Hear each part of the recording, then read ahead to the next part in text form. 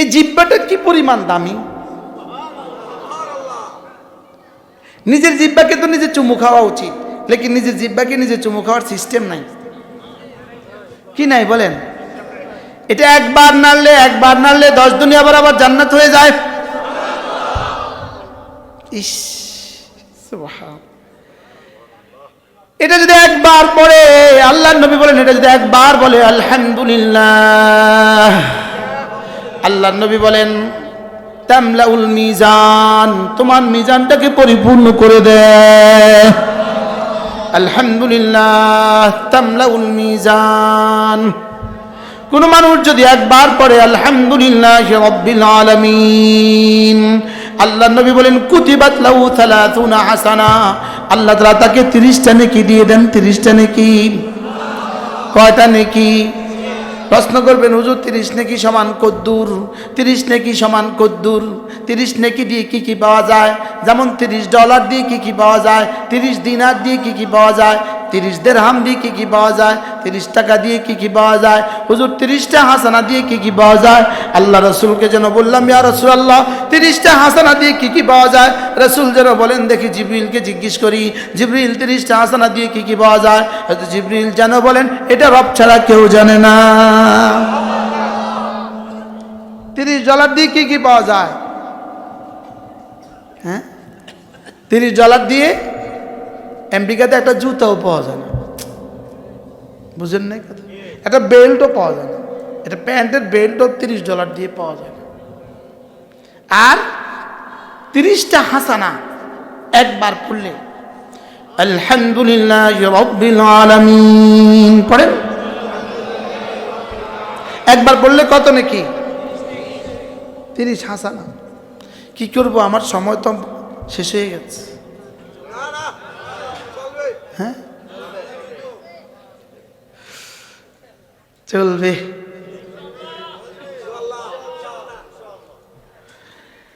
30টা হাসানা বলেন, 30টা হাসানা, এক হাসানার 1 জাররা দিয়ে 10 দুনিয়া বরাবর জান্নাত হবে। বিশ্বাস হয়েছে?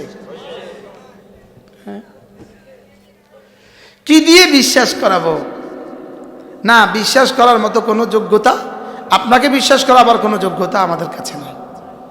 রব যদি আপনার কলিজায় ঠেলে দেন। এই জন্য আমরা বক্তার একটা কথা সবসময় বলি, ওমা আলাইনা ইল্লাল বালাগ। বলি কি না? বলি না? এটা বললে আপনারা বুঝেন যে মনে হয় আজ শেষ।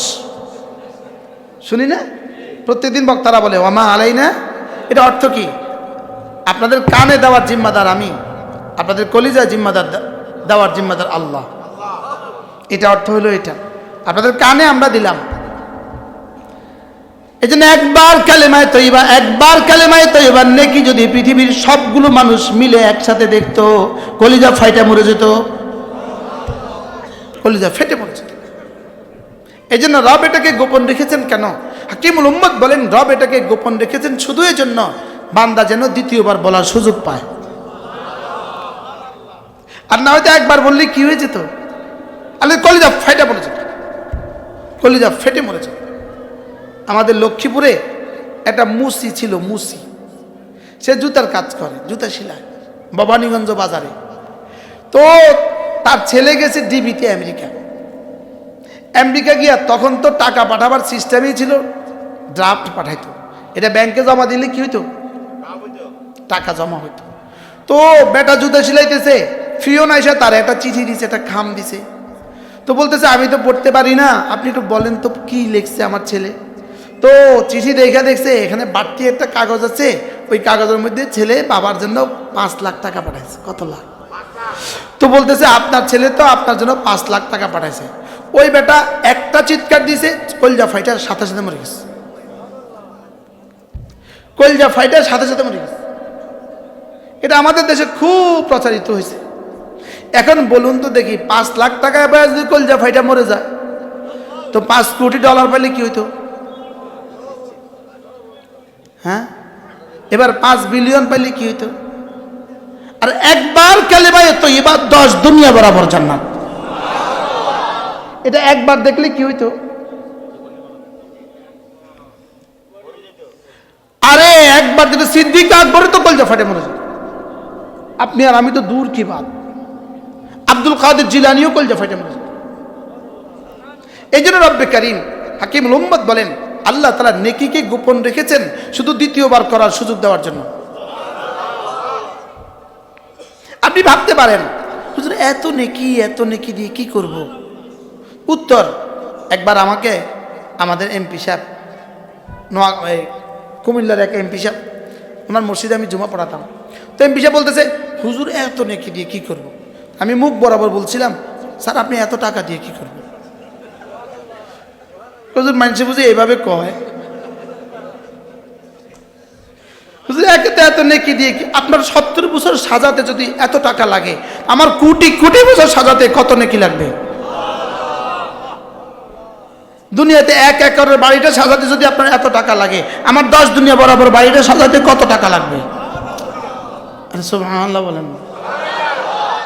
কত দুনিয়া কত বড় জান্নাত সাজাতে হবে আমাকে, আর কয় বছর লেগে সাজাতে হবে? কোটি কোটি বছরের লেগে। আমাকে এই প্রয়াত দলের এক মেয়র, জনক ব্যক্তি, একবার বলতেছে, হুজুর আমার উপরে 1 টাকাও কখনো জাকাত ফরজ হয় না। এই বিগত 16 বছরের একজন আর কি বলতেছে, আমার উপরে কখনোই জাকাত ফরজ হয় না। তা আমি দুষ্টমি চলে বলতেছি, টাকা যদি আরেকজনের হয় জাকাত ফরজ হবে কেন?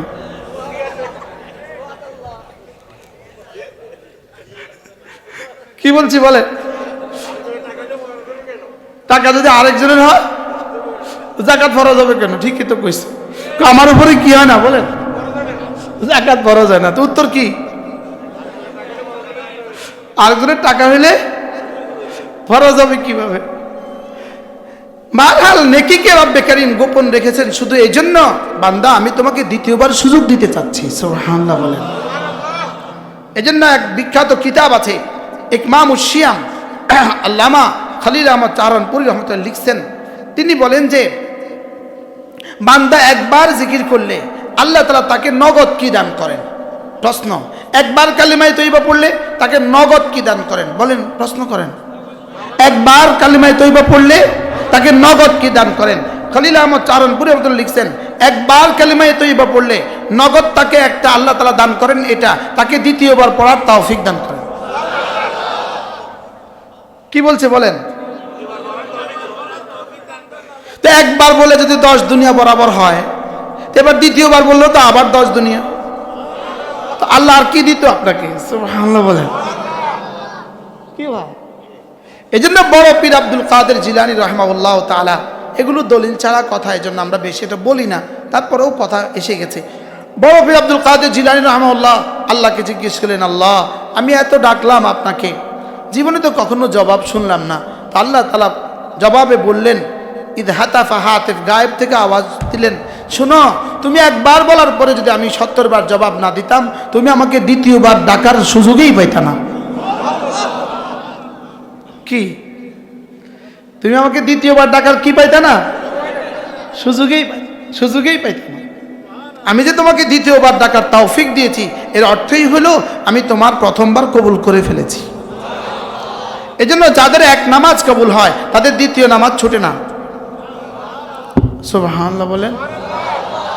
যাদের এক নামাজ কবুল হয় দ্বিতীয় নামাজ কি? দ্বিতীয় নামাজ কবুল হয় তৃতীয় নামাজ ছুটে না। তৃতীয় নামাজ কবুল হয় চতুর্থ নামাজ ছুটে না। চতুর্থ নামাজ কবুল হয় পঞ্চম নামাজ ছুটে না। পঞ্চম নামাজ কবুল হয় পরবর্তীটা ছুটে না। পরবর্তীটা কবুল হয় পরবর্তীটা ছুটে না। কথা কি বুঝাইতে পারছি? কি বুঝছেন বলেন? একটা কবুল হইলে আরেকটা কি ছাড়ে না, ছুটে না। কারণ একবার কবুল হয়ে তুমি রব্বে কারীমের বন্ধু হয়ে গেছো। তো রবের যদি বন্ধু হয়, রব তাকে আর তার নামাজ থেকে বঞ্চিত করে না। সুবহানাল্লাহ বলেন। এত বড় প্রাপ্তি থেকে তাকে আর কি করে না বলেন? তাকে আর মাহরুম করে না। এই ওয়াজ অনেক সুন্দর বুঝতেছে। হ্যাঁ, আজীব বিষয়। এই জন্য আল্লাহ তাআলা বলেন, ওয়ালা তাকুনু কাল্লাযীনা নাসুল্লাহ ফাআনসাহুম আনফুসাহুম, তুমি আমাকে ভুলে যেও না। বলেন, তুমি আমাকে। আচ্ছা, এই শব্দটা কেমন বলেন তো? হ্যাঁ, এক প্রিয়তম, তার প্রিয়তমকে কি বলে? তুমি আমাকে, আচ্ছা কি পরিমাণ মধুময় আওয়াজ, সবাই বলেন তো। হ্যাঁ, আচ্ছা বাদশাহ যদি আপনাকে বলে তুমি আমাকে ভুলে যেও না, হ্যাঁ আজীব না, তুমি আমাকে ভুলে যেও না। জীবনে কোনোদিন কোনো মুহসিন, কোনো ইহসানকারী, কোনো দানকারী তার ভিক্ষুককে এই কথা বলে, এই তুই কিন্তু আমাকে ভুলিস না। আপনি বাজারে গেছেন, এক ভিক্ষুককে 10 টাকা দিয়েছেন, এবার বলতেছেন এই শোনো আমাকে কিন্তু ভুলবা না। জীবনে কোনোদিন কেউ কইছে? এক মুহসিন, মুহসিন মানে অনুগ্রহকারী, এক মুহসিন কোন ফকিরকে তুমি আমাকে ভুলবা না এটা বলাটা কি পরিমাণ আশ্চর্য। আরে বুঝেন নাই কথা? হ্যাঁ, কি পরিমাণ আশ্চর্য। তুমি আমাকে ভুলে যেও না, বাস্তব না বাস্তব বলেন? আর আরশ আজিমের মালিক আমার মতো 3.5 হাতের বডিটাকে কি বলে, এই তুমি আমাকে ভুলে যেও না। স্যার এটা কি পরিমাণ প্রিয় প্রিয় শব্দ। হ্যাঁ, আমাদের প্রিয় ওস্তাদ হযরত মুফতি সাঈদ আহমদ সাহেব লালপুরের হুজুর রহমতুল্লাহ আলাই, ফুলগাজীর আমাদের মুফতি হাবিবুর রহমান সাহেব হুজুরের বেয়াই, আমাদের লালপুর হুজুর রহমতুল্লাহ আলাই এই শব্দ সব সময় বলতেন। হুজুর বলতেন যে কোনো ছেলে যদি বিদেশে যায় তো যাওয়ার সময় শেষ আব্বাকে কি বলে, আব্বা আমি যাচ্ছি। আব্বা কি বলে, যাচ্ছ তো বিদেশে, ওখানে গিয়ে কিন্তু আমাকে ভুলে যেও না। বলে না, বলে না? এবার মাকে কি বলে, মাকে কি বলে, মা যাচ্ছি তো বিদেশে, তো মাও একই কথা বলে, বেটা যাচ্ছ তো বিদেশে, ওখানে গিয়ে আমাকে ভুলে যেও না। এবার স্ত্রীকে গিয়ে বলে জায়গা যাই, স্ত্রী কি বলে, গিয়ে কিন্তু ভুলবেন না। হ্যাঁ, রব আমাকে বলেন দুনিয়াতে গিয়ে কিন্তু ভুলবা না। রব আমাকে কি বলেন, বলেন তুমি দুনিয়াতে গিয়ে আমাকে ভুলে যেও না। কিন্তু এই শব্দটা বাবা কি বলে, তোমার আগে কিন্তু দুনিয়াতে আমি তো বিদেশে তোমার বড় ভাইকে পাঠিয়েছিলাম, সে গিয়ে কিন্তু ভুলে গেছে। পুত, আপনাদের ভাষায় বলি, পুত তুই কিন্তু তার মতো হইস না। কি বলে বলেন তো, কে কারে কয়? কি বলে, তোর ভাইয়ের মতো হচ্ছে, বলেন তোর ভাইয়ের মতো হচ্ছে, কর না।